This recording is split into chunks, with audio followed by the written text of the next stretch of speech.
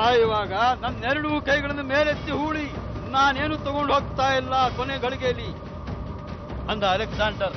ಮಾರ್ತಾಂಡನಿಗೆ ಮಾದರಿ ಆಗಿರಬೇಕಾಗಿತ್ತು. ಹಾಳೆಗಾರಿಕೆ, ಕ್ರೌರ್ಯ, ಆಸೆ, ದರ್ಪ ಹೇಗೆ ಮಣ್ಣಲ್ಲಿ ಮಲಗಿದೆನು.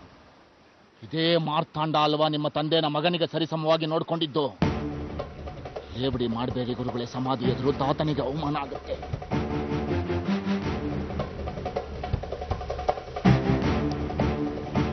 ಸಮಾಧಿಲಿ ಶಂಖದ ಕನಸಿನ ಜೊತೆ ತಾತ ಮಲಗಿದ್ದಾರೆ ಅಷ್ಟೇ, ಸತ್ತಿಲ್ಲ.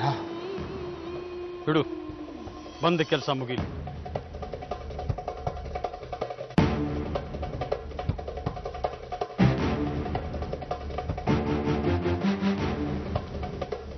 ಅಮ್ಮೆ ಸರ್ವೇಶ್ವರಿ ಜಗಜ್ಜನನಿ ಅಂಬಿಕೆ ಮೂಕಾಂಬಿಕೆ.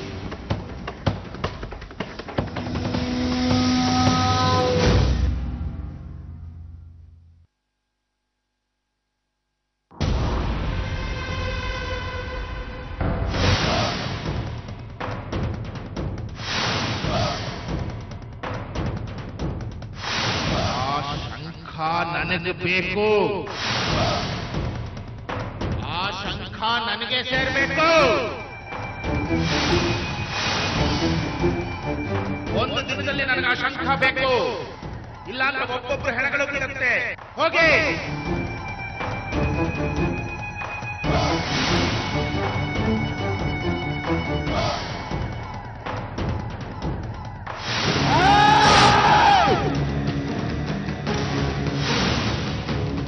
ಎಲ್ಲೇ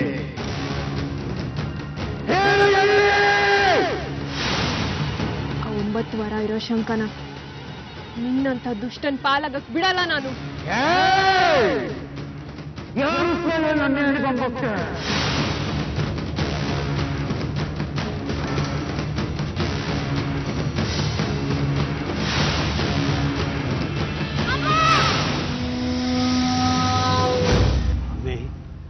ಭಗವತಿ, ಅಮಾಯಕಳನ್ನು ಹಿಂಸೆ ಮಾಡಿ ಕೊಂದ ಮಾರ್ತಾಂಡನಿಗೆ ಭಕ್ತಿ ಭಾವದಿಂದ ಕೈ ಮುಗಿದೆ. ನಿನ್ನ ಪಕ್ಕದಲ್ಲಿ ನಿಂತುಕೊಳ್ಳೋದಕ್ಕೆ ನನಗೆ ಪಾಪ ಪ್ರಜ್ಞೆ ಕಾಡ್ತಾ ಇದೆ.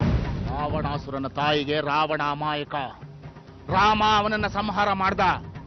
ರಾವಣಾಸುರನ ತಾಯಿ ದೃಷ್ಟಿಯಲ್ಲಿ ರಾಮ ದೈವ ಅಲ್ಲ. ನಾನು ಮುಕ್ತ ಅಲ್ಲ ಅಂತ ಗೊತ್ತಿದ್ದು 9 ವರಗಳಿರೋ ಶಂಕ ನನ್ನ ಪಾಲಾಗೋಕೆ ನಿಮ್ಮ ವಿದ್ಯೆನ ಬಳಸ್ತಾ ಇದ್ದೀರಿ. ನಿಮ್ಮನ್ನ ಏನಂತ ಕರೀಲಿ ನಾನು? ಭಗವತಿ, ಅನ್ನ ಹಾಕಿದವನು ದೈವ ಸಮಾನ. ಅವನು ಯಾರೇ ಆಗಿರಲಿ, ಅವನ ಶ್ರೇಯಸ್ಸನ್ನು ಬಯಸೋದು ಧರ್ಮ ಆಗುತ್ತೆ, ಪಾಪ ಆಗಲ್ಲ. ನಿನ್ನ ದೃಷ್ಟಿಯಲ್ಲಿ ನಾನು ಪಾಪಿ ತಾಯಿ, ಎಲ್ಲ ನಿನ್ನ ಲೀಲೆ.